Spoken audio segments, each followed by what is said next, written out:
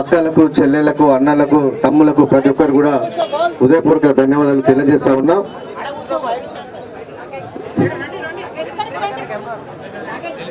ఇవాళ నిరుద్యోగుల ఐక్యతను చాటడానికి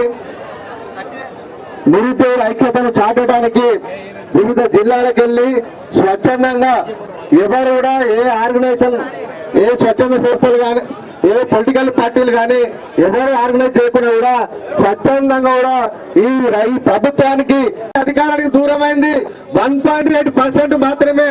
ఈ 1.8% లో అత్యధికంగా ఉన్నది ఎక్కువ ప్రజలను ప్రభావితం చేసింది నిరుద్యోగులు అని చెప్పి నేను ఖచ్చితంగా నమ్ముతా ఉన్నా.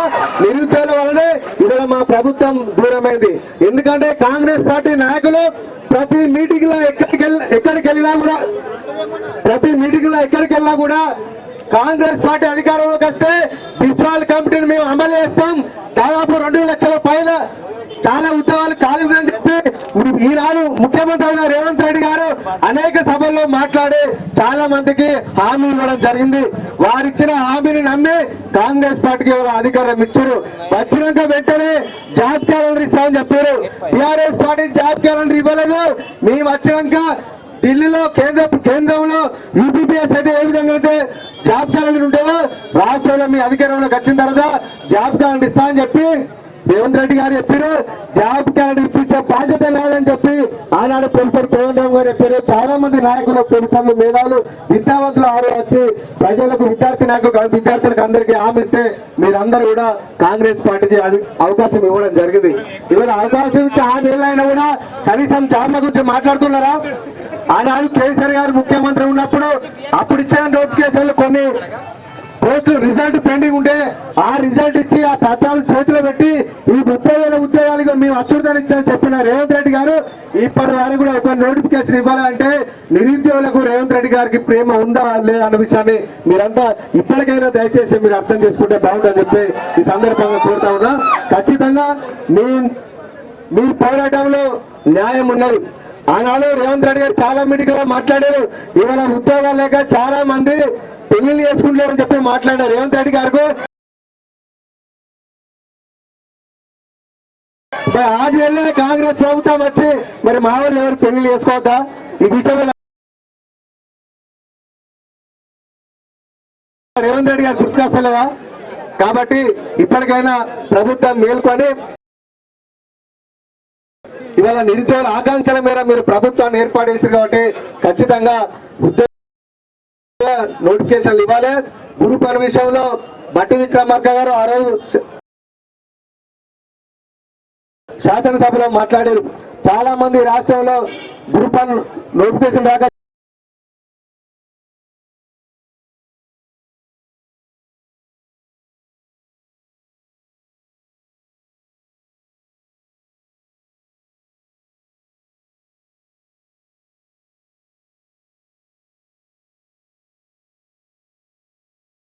చాలా రోజులైంది.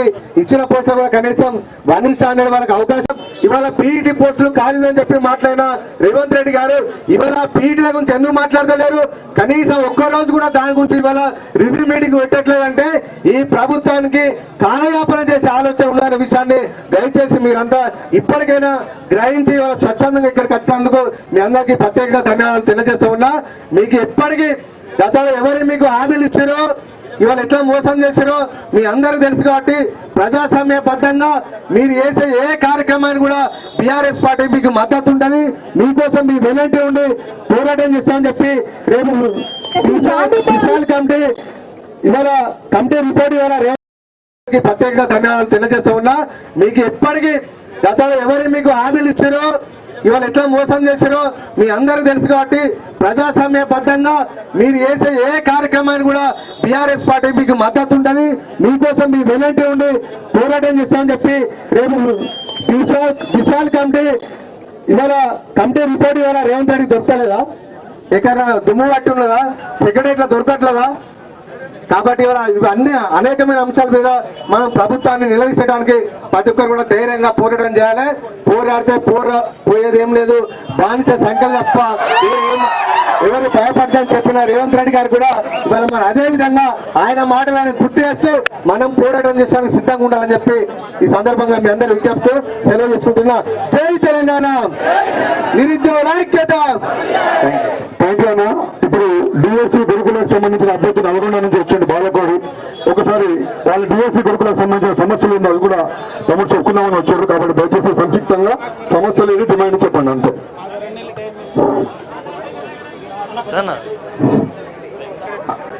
అందరికీ స్టేజ్ మీద ఉన్న అందరికీ పెద్దలు అందరికీ నమస్కారం. ఇక్కడ ఉన్న మన అందరికీ ఆస్పిరెంట్ అందరికీ కూడా నమస్కారం.